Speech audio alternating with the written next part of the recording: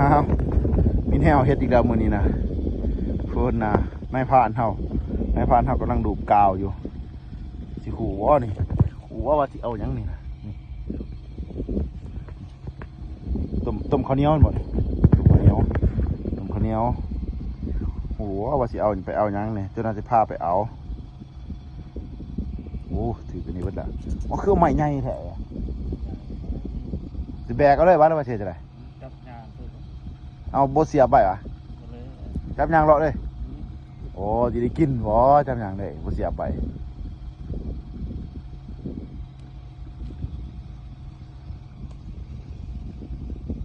วาระตีเท่านั้นมันแอเอาอันนี้ป้าไปชนิดเรามันอันนี้เบิดมันมันแห้งเบิดแล้วบ่ได้สิแตกสับ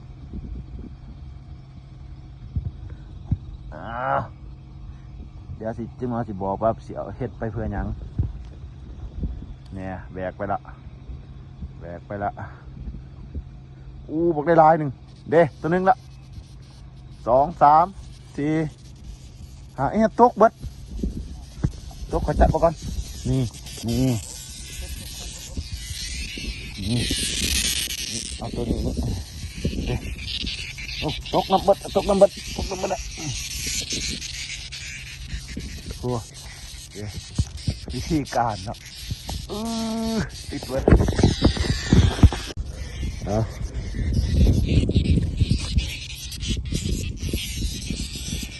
ที่การหาแมง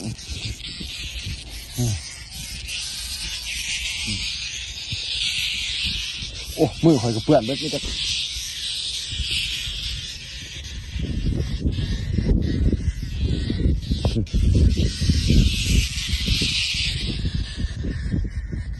โอ้ตกเบิดตกเบิดไ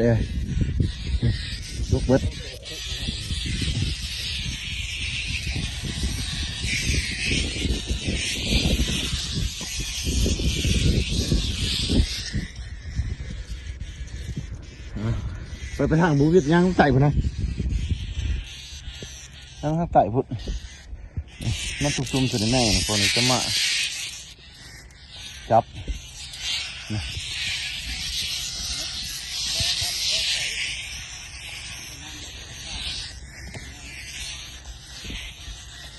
นี่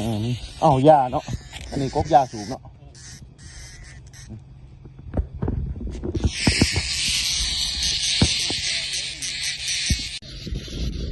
ยังโอ้ใส่ไปได้มันขาดขามันโอเค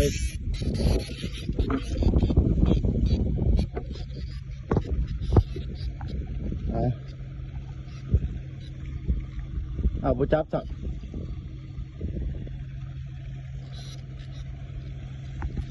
ยังบุจับสินะมันจับติดลังจะเพียบุจับถึง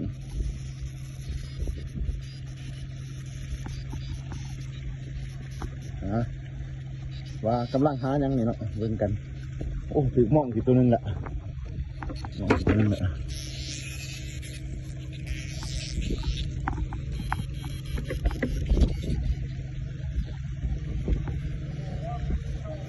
ฮะบ่เลย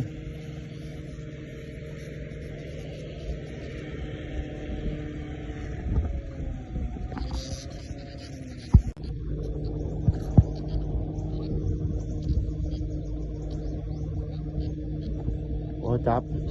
จับละนี่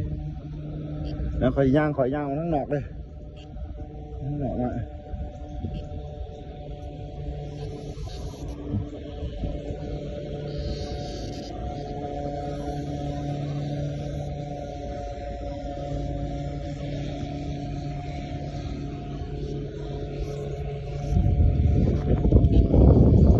โบวินขึ้นจับ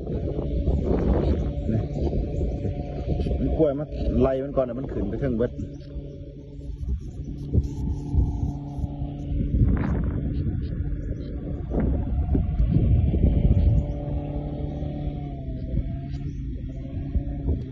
โอ้โหมีเว้ย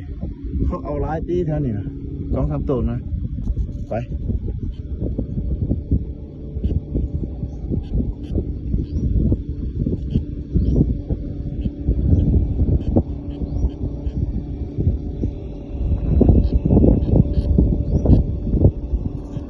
พี่แค่นี้บอกได้ร้ายหนึ่งเพียเพียกุ๊กไข่เพีย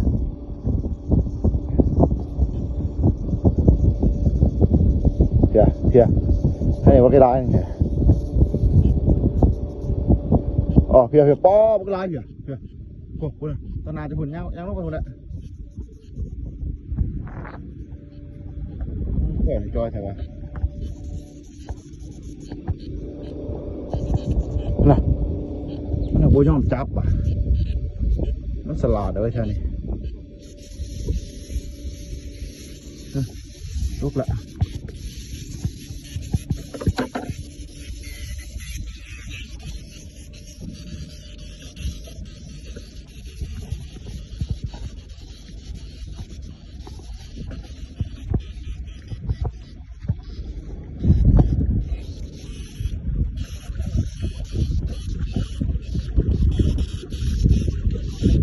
ถูกเวลาเนี่ยมันแข็งเนี่ยมันโบจับอ่ะจะย่างไว้พอด้วยจะตีงฮะ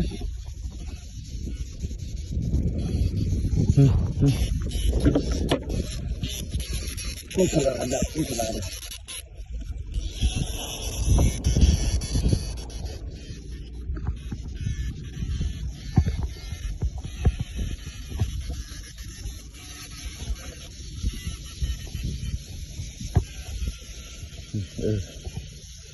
เป็นไร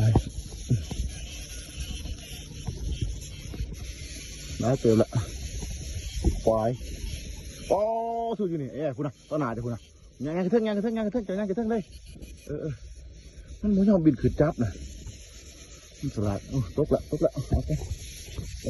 ตกกัน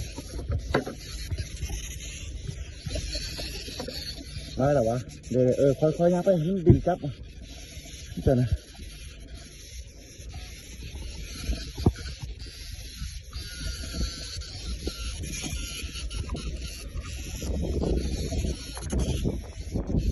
พอเขาเขียน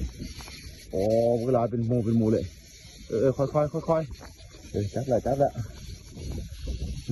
เดี๋ยวขอยังไว้แค่ไหนก่อนคุณนะว้าวเธอคุณนะมันคือก็ไข่คุณนะ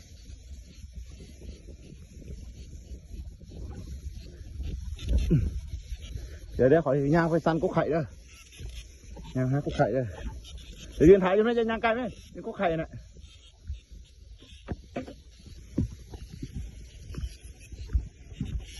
ซันก็ไข่ก็เวลาอยู่ก็ไข่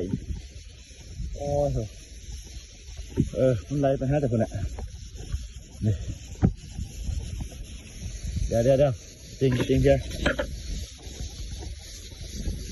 เดี๋ยวมันบินไปจับคนน่ะมันไปจับมันไล่แหละ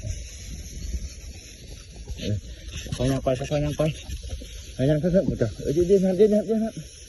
เขาจะได้กุ๊กไข่เนี่ยเห็นไหมที่กูมันย่างไปจับน่ะตกลงไปซ้ายก่อนเอาไปเก็บลงไปแถว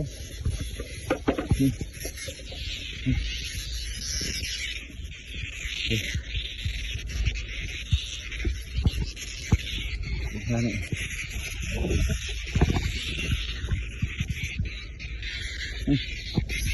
ผมตีติดอยู่โอ้ยตกไปเลย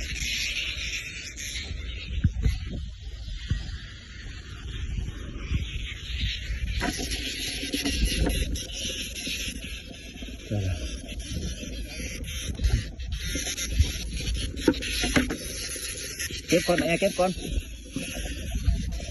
มันจะแข็งแล้วจังหวะมันจะแข็งแล้วมันไม่อยากอยู่แล้วเก็บก่อนหายเจอพี่น้องหายเจอนี่รักทั้งนั้น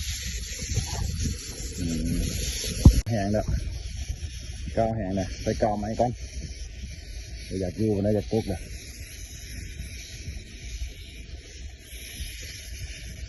ไปก้าวไหมก่อนโอเค